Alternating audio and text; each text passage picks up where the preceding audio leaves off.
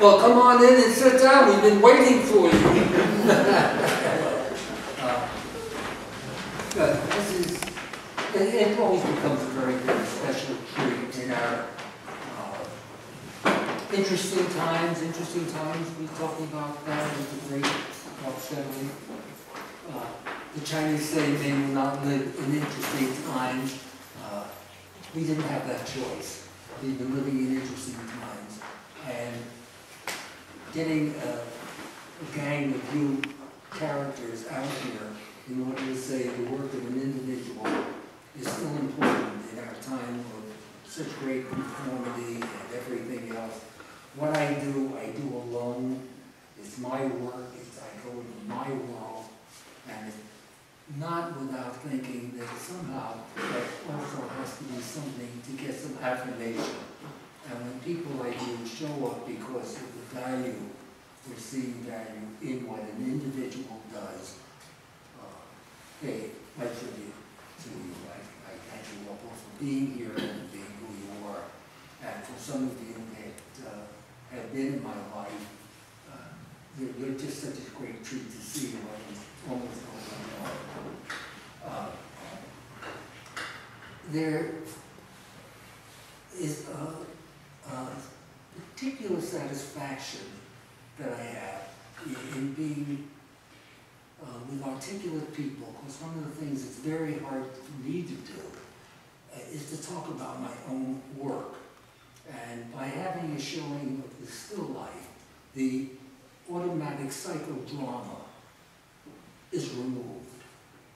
There's no sense of direct emotional attachment. And so you have to step beyond it, which is what I think you do in the work itself. And that's sort of the thing that becomes both very difficult and very challenging to how not to become, how not to become, what would you say, 1,000 other things, but to be the direct pattern making, picture making, surface creating that goes into making a work. Sometimes there are some snide references. Snide, I think I enjoy calling them snide. They do have historical things, and I attribute to Karen and Mike, I did not set up this show. I was not involved in the installation, and I have nothing but praise for it. And you must know that among the Japanese, Mount Fuji is declared as the universal understanding. It is the most beautiful mountain in the world. And there's no question about it. They know it. They know that to be true. They may never come to Maine, but they know that to be true nevertheless. And so the artists have regularly incorporated views of Mount Fuji in a bucket of water, in all other kinds of things. So I decided to have some fun, and that's an oval mirror. And it may not be Fuji, but I still like my mountain reflected in a mirror. So there are some references in my mind that go somewhere different from what necessarily is part of the composition of a painting. So the still life goes back to the earliest, possibly the very earliest work that I did about 14 centuries ago, under the different names at the time when I was designing mummy cases in Egypt, or standing over Rembrandt and telling him he may not put the nose of Titus right in the smack in the middle of the painting. And did he listen?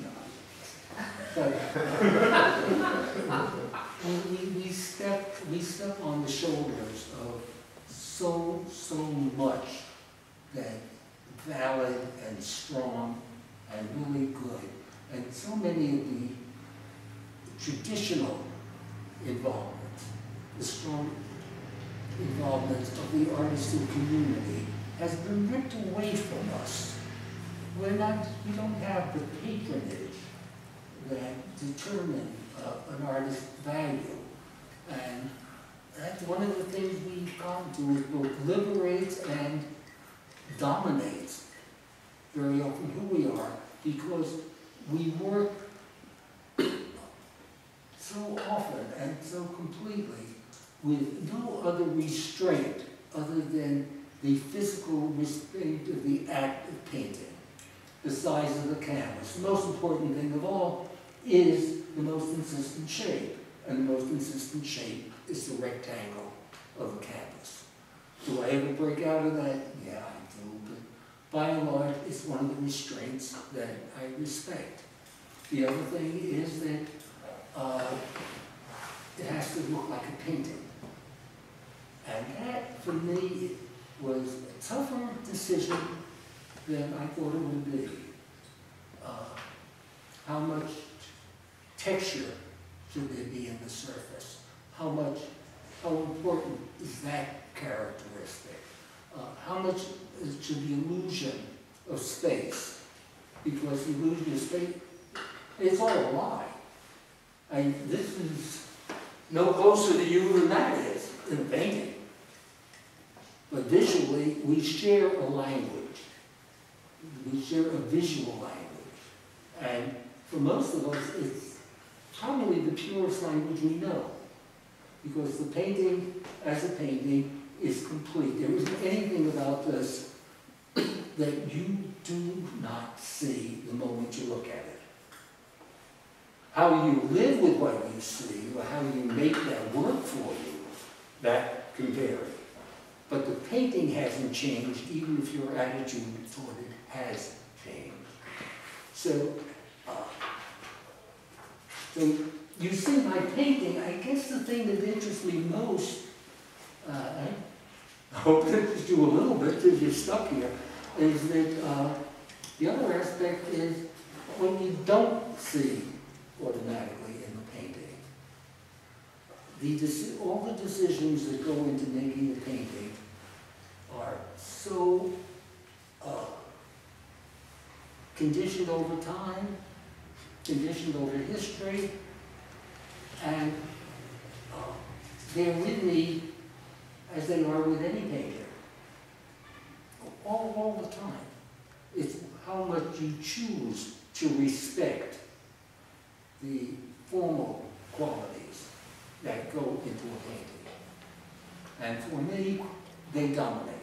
So the decision to divide a painting so that an important contrast between the light and the dark is in the middle of the canvas, you can't do that. You know that, right? I'm not doing that. Not permitted. You may not divide a canvas in half, right? I told you that when we were on. You took away my scissors. But so one of the conscious decisions here is to where does that tabletop end? So that is just one of the examples of the many, many concerns that aren't necessarily, they're all there, but they're not necessarily what you react to consciously when you first see a painting. So the still life harkens back to where the identity of the object is very clear. Would that work? If I asked somebody to build that table for me, I guess they could make a stab at it. It'd be pretty silly looking.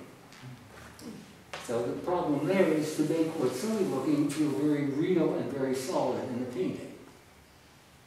I have a number of paintings of chairs that have 2 legs, not 4, because the painting didn't need what an actual chair would need.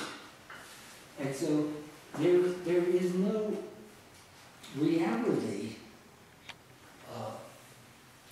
in this that I believe led me to get off some very obvious things, and I had a lot of fun because of that.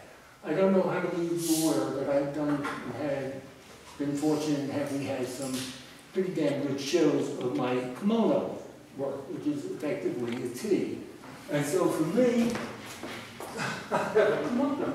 So not only in the history of other people's work, but I look back and see my own history so very, very strong in when I look at at a particular piece of work. And if people don't start asking me questions, I'm just going to start drinking. So, I'm going to ask you about the pairings. pardon me? The pairings in your work. Yes, thank you. Because that's Thank very you, interesting to thank you. me. Part of what happened in the painting world for me is there are spatial concerns and there are design concerns. And I'm not being that academic with my definition. What I mean by that is there's a reference to where things are in space. In this painting, for example, it's very clear. This is closest to you. This is a receding plane because we know what a table is. If we didn't know what a table is with a cloth on it or something, it would not read that way, but we know that in common. So we see that. After that, things that become important become a relationship. And relationship, when I risk this, is the kind of symmetry that happens in here. Would it have been a painting without one of them? Possibly, and it might have been interesting too. But for me, the thing that becomes interesting is the comparison of shapes. And shapes that suggest volume, which is why for me, that had to be a mirror. That had to be something that's flat, because that suggests the deepest shape. And this has to be the fattest volume, because it is paired with something that has that amount of power. So that has to come to. I don't know any other things that I can do that has the formal weight of the pairing. As soon as you have two faces, you have psychodrama. If you have two things that even relate more directly with human use, if you even have two chairs, which one's closer to you, which one is further away in the painting, which one's bigger, which one's smaller, which one dominates. I was amazed to learn the response that I had and other people had to painting that do that, and it does happen also. So I play against it. And then what I pair there is not an example of, because the bottom picture is closer to you, it doesn't dominate the bigger one. And was it a conscious thought? It was a very conscious thought while I was working. And almost none of the things that I show here have an overlapping of vessel over vessel. I've done many that do. But the thing that also happens in this is that lovely, what I thought was a very lovely white shape that swings all the way down, but is not allowed to get up to the top. So that it barely forces itself to be background. But because those are vessels, there's no question about it. But of course, every one of you knows just where the tabletop is, don't you? Where? Here they are feeling very solid, very sure, relating to each other, yet there is no horizontal place in which his volumes can rest. So what's not in the picture is very often the thing that interests me the most. So does that suggest the idea of pairing? Is because I am always interested in the relationship. Be it a single thing here, how that relates to the large area up in front. How does that all relate to the large rectangle? How does the treatment of the more obvious brushstroke make you aware of the subtler contrast of what becomes background? So painting can be a world of fun, but it's serious fun. And as time goes on, and time goes on, and time goes on, and I spend the time in those same basic problems, I think I see a little bit cleaner as time goes on. Perhaps my mind isn't as occupied with as many other distracted things, or maybe I'm just lazier, and so that I'm willing to give up all the other tasks when I'm in a studio painting. I'm concerned only with the painting, or almost only with the painting. No. You are such a master of color. I'm curious about why you chose to work in black and white, what you learned from it. Actually, for the reason that I hope you all know this marvel of a man.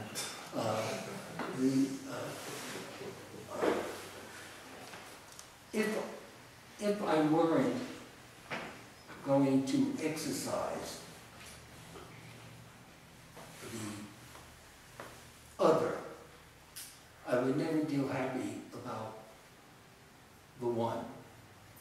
The only way that I can feel that I'm truly eliminating some aspect in order to see what strength I have left without it is by the elimination of what gives me a lot of juice. The emotional impact, the space, plus the space control of color probably dominates what I do more than anything else.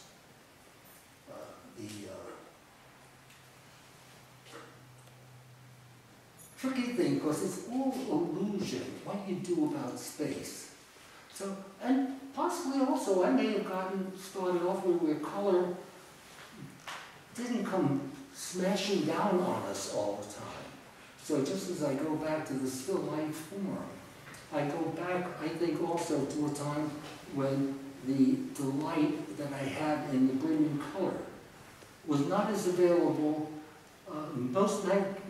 Most magazines when I was a kid didn't have color. And you babies here, you never knew that the world existed like that, nor should you. But the kind of color that we see all the time was not there in most of the art that we saw was black and white reproduction. So I think that it becomes an interesting question for which I don't have an answer. But I think that possibly historically, it may be that old guys like me will want to try things monochromatically, more possibly than somebody who has not been painting so long, where he used to call. My grandson, for example, has finally deigned at one time to sit down with us and watch a black and white movie. He said he didn't know how to watch it. So, which is just the opposite. For me, color is marvelous. I delight in manipulating it. I love the idea of making a color that should recede, come advance, and then flipping it the other way around. Making two patches of the same color in the painting, be in two different places spatially, and doing all of those things. But going back to the work that are more studies, as those are something very basic, removing the color. Just like an easy thing to do. Now, not all of them in that series, everything here pretty much removes that same kind of bright color relationships and strong color patchings and such. But it's a necessary thing. It's like every once in a while on your diet, you have to go to something a little bit leaner and a little bit fresher. And yeah. Harold, I'm here today with a class of drawing students from the university. I got old ears. I'm here today with a class of drawing students from the university. They're lucky. And they are at the other end of the spectrum in terms of beginning a work process and learning how to discipline themselves according to, whatever directions they're pursuing. And I was wondering if you could talk a little bit about how your own work process has evolved over time from one of addressing formal taught considerations to this very sort of artful and process of discovery that seems to be free of some of the more formal issues that are taught in the classroom, and how you reach that point, if you would. No, that's very, very valid indeed. In looking back over a long history. And I think it's a very funny story that I tell. I went out to Wyoming for my undergraduate art degree, and when I did, it was a mixture of disciplines represented by the staff. It was just we lined it up that way, and that has a history too, because before World War II, there was no academic credit in the fine arts. So when the department had GI Bill people coming in to fill their departments, they reached for people in different areas of their professional life. And so they had a regionalist, Thomas Benton type, who was the head of the department, but fairly sophisticated guy. So they got a surrealist, they got a geometric abstractionist, and they got an abstract expressionist who worked along with Jackson Pollock. He worked with as a Hans Hofmann assistant. So I heard all about how here I am, this New York kid with all my flopping in and out of museums and such, hearing about this artist and what he's doing, and getting descriptions of it without actually having seen a Jackson Pollock. So, which is certainly the reverse of what the usual experience was. The abstract expressionists hit the screen, they were all suddenly all over the place, and nobody knew what the hell they were doing. I knew what they were doing, I didn't know what the work looked like. So, it became a freeing agent while I was learning the more disciplined part of academic training. So there was, hey, if anybody's going to have to notice me, I'm going to have to kick the box a little bit. And yes, I wanted to be noticed. So the way to do that was to try to play. That's what I meant by serious play. When I was some of the others, and we did some plein air painting and the landscape course in Wyoming. But Wyoming is a pretty flat, brown place. So you'd always identify mine because I love the transparency of the watercolor on the field. And so I used bright reds where there was only a hint of pink. And I used bright color because I felt that I wanted to push beyond, at that point, just beyond not being noticed. I didn't have a stronger motive. It was not based on, I have somebody who's looking for that. I was not a teacher who particularly directed it, but I knew that with that kind of staff, it would not go unappreciated. And doing only what was expected traditionally wouldn't work for me. I was a little bit older than the group, having been in the military, and I was a New Yorker in Wyoming. And so I saw Picasso. I saw it on the walls of the museum. I know what a Matisse is. It's not something you have for dinner. You know, it came from a whole other kind of place. So my identity for myself was, how do I make relatively strong-looking work? And it did get reinforcement, mostly in me, and also when I got back to New York, it was there, and I was taken for granted. And as one of my instructors at Columbia said, "It's a good thing you don't know French." I said, "Well, I don't really know much French." He said, "Because you don't understand what nature more is. It is not dead life. It's not what you do. Your still lives are not dead." So, of course, I was using very, very bright color, and I was already beginning to experiment in that spatial thing that happens with color and form. And that became so exciting. It just, the restrictions on that world are very tight. The freedom within the restrictions are endless. So, did it push me a little bit away from the line work?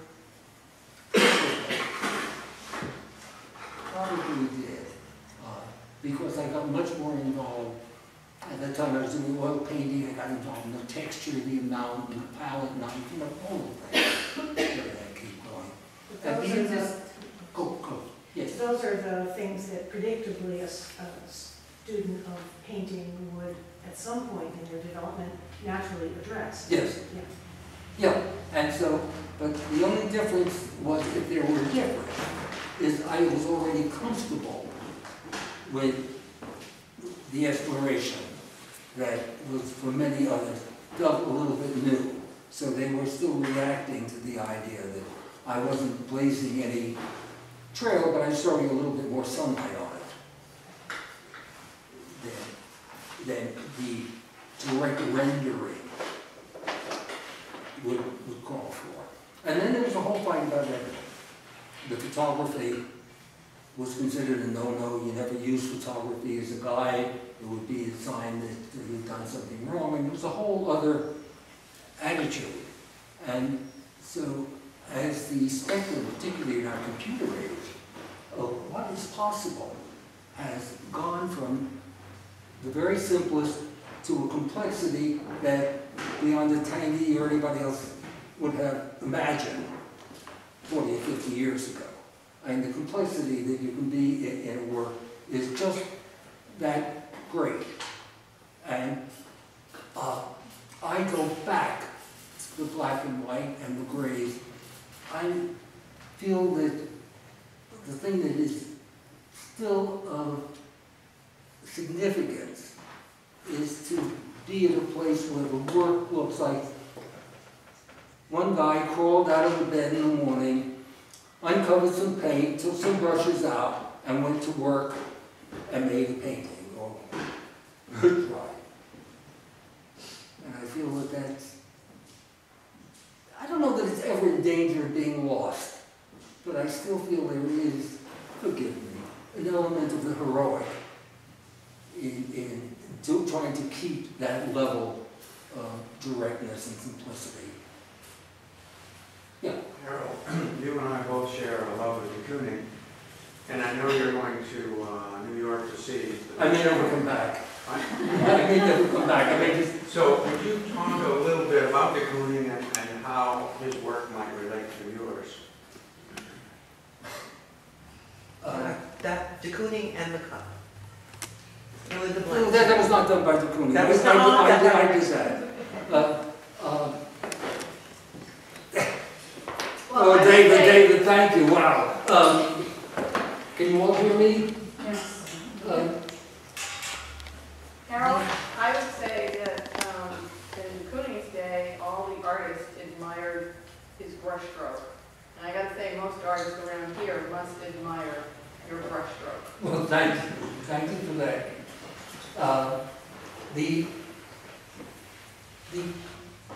For me, it has several things. One of which, it was the idea that our so-called art movements are fashion related, and that was something I was not ready to accept when I was young. It took a long time for me to feel that everything other than a non-figurative work was invalid. It was just old stuff and it didn't matter and it was not worth looking at. That it had to be non-figurative work in order to be 20th century work. And then things started to happen. I missed the social content. And along came the pop artists so I could laugh at them for a little bit until I saw they were outdoing anything that I would have imagined, and they were wonderful and they were saying magnificent things, and how foolish I was for not seeing that more clearly. With de Kooning,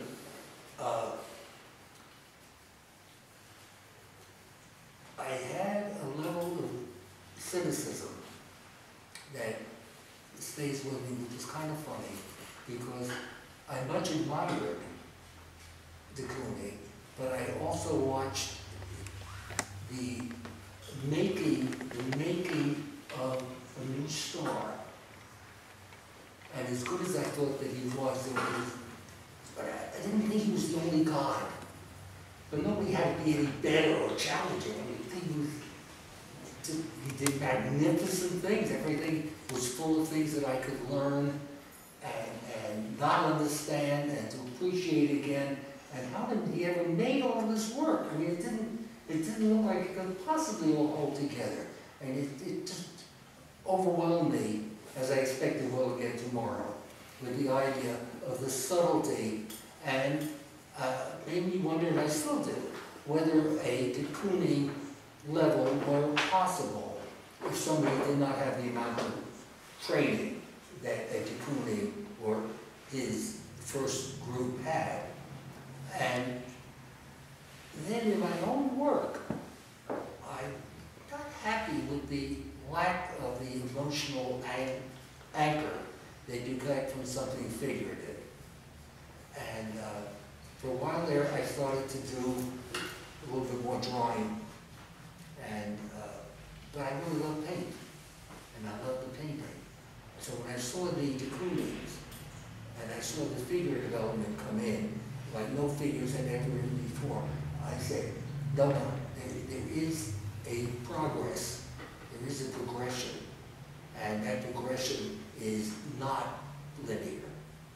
It has curves and bends, and they're all valid to come in here. He reintroduced the figure, but like nobody else had put the figure in before.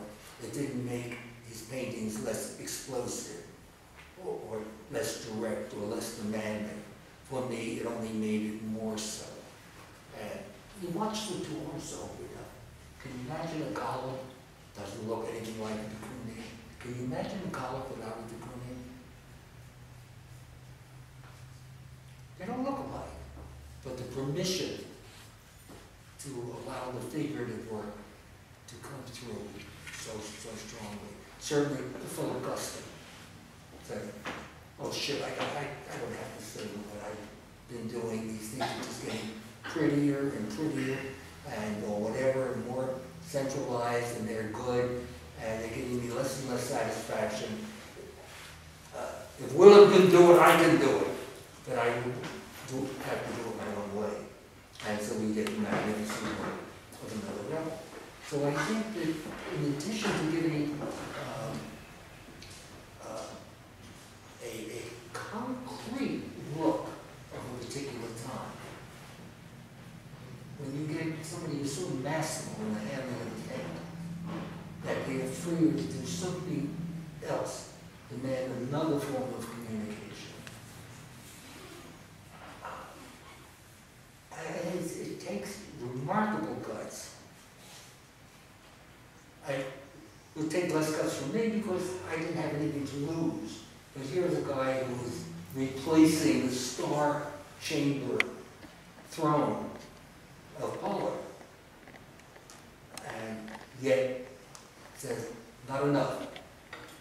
Let me follow up just a little bit with that. Two words you mentioned, prettier and guts, because it seems to me that you try to stay away from the pretty, and you have the courage to reach out for something that ought not to work, and you try to make it work. It seems to me that's what you're about in many of your paintings. I wonder if you could talk about that a little bit. Thanks. Say no, because no. Someday I'll come and rob windows out of your house. Keep teaching me these tough questions, and let me try to make me think.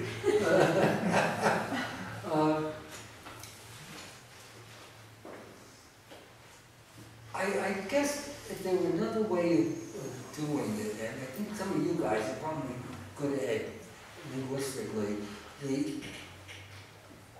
there is so much that we have learned by association that is sentimental, and yet the connotation of when we say sentimental is very loaded. Because I think your idea was sentimental, but my idea would be, Carolyn's idea, yours would be, what would you see as being sentimental? I think what happens is that part of the challenge of doing simple painting, so-called simple painting, is that it removes a certain degree, not all, the sentimental on that. It's not because I found a cup that I finally, of all things, that I love and devoted myself to, and I've enshrined in that way. To make a pretty cup would do that. So my feeling is that pretty has a connotation to it, and that of something which is easily accepted, and we have all agreed is the other word, nice. And I don't think it can be beautiful unless there's a battle. And I think every painting has a battle. So if there wasn't, seriously, I know that there's students in the room, so that the idea for me of things that are important going from that place where you're in class, where you're almost told that, this is what you're supposed to be doing, and the big shot that comes when you're no longer sitting in a class getting assignments, and you're in your own studio and you have to decide what's important to you now. You get to set your own problems. The idea of problem solving, and that, I don't know that everybody, this is not your whole body of work. It hasn't always been about that. So would it be possible, could that have existed had you never seen a de Kooning? Is there any connection between the problems that you were solving there and the bright colors and the physicality of the other guy? I don't know. And any of us, I throw it back to you, we live in such an age in which the visual world is with us with intensity all the time. There isn't anybody who picks up a magazine which hasn't got just a massive amount of visual information, all kinds, from the simplest to the most complex, and it's all there, and it's there all the time. You turn on the television, it's there all the time. Possibly the only time, for many of us, we escape into reading books, almost as relief, I believe, from the other part of the visual world, because it's so strong. If any part of the history, for the whole thing, there's all kinds of great stories. The butterfly gets shot down in Guatemala or somewhere, and therefore Napoleon loses the throne. And the idea that everything has a connectedness. So I can't imagine who I'd be if there were no Rembrandt, de Kooning, Van Eyck, Van Gogh, Gauguin, Mary Cassatt.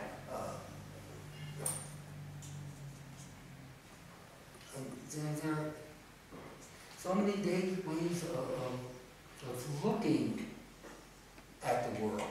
I can't imagine shutting one of them out without it making a difference. And when there's somebody as strong as de Kooning, yes, it mattered the way I handle my paint. Yes? Well, since we are all subjected to a sensory overload of visual junk food, then what is it about the objects that you choose that resonate for you? What are you looking for an object to say? The item number one, very valid because I question that, and I hope it's apparent in the question here, because there's nothing terribly wonderful about that as a bowl. You're not going to look at that and say, where the hell can I buy that? And if the price is right and it's on sale, I can order it quickly.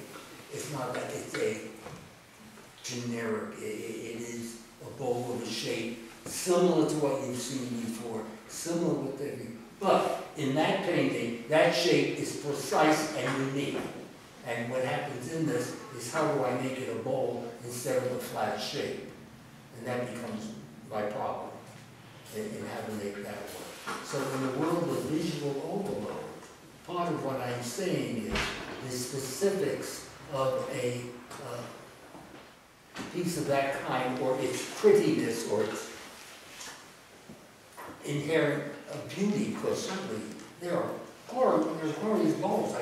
I'm willing to, go to into Taiwan and get everything that was in the Forbidden City and load it up in somebody's station wagon and very happily take it home and live with all those pots and bowls that were done in that period of time. So it's not that I'm saying that a bowl is not beautiful, but a bowl is not a painting. But a shape is. And the shape of that's suggestible, is the thing that I want to work in the painting. Yes? Do you think you're also working some kind of social content into it? Because to me, a lot I of think forms so. become have personality and certain, I think so. It makes me feel good to think that possibly I did. Probably didn't. But it's really good to say, oh yeah, I was doing that. Well, these are all man-made objects. Pardon me? These are all man-made objects. Yeah. The bowls and cups and tables and chairs don't exist except as creations of people and for the use of people. So I think that the shapes and how they function fall into a very different category. And watching what you do with choosing an object, it's not as much about, and I think that's what I was kind of wanting to hear a little bit more about in terms of the process, the choices of subject matter and the responsibilities on that flat surface. And then certainly there's some that happens when you choose to do a chair or a bowl, as you said, something that's familiar. But what keeps you as a painter going back to an object, or as this is part of the process? Where's your juice there? Why? The basic why I can't answer. Okay. I don't know.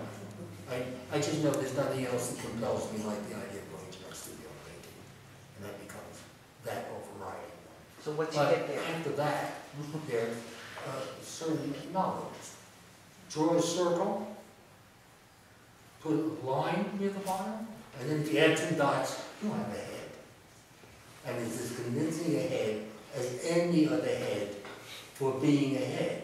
Would it be convincing as a portrait of Avey? No, it would not be.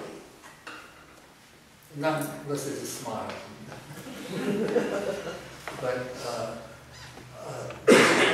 so that's a circle. When you start doing a square and you want a volume, it becomes a cube. And what is a cube most like in terms of what humans do? And to me, it evolved into a chair. You have box-like thing, feeding system. And does it relate to human beings? It does. Nobody else has chairs except people. And then when I got into the T-shape, I said, well, that could be a universal garment called a kimono. Is it still a T-shape? Yes, it's a T-shape.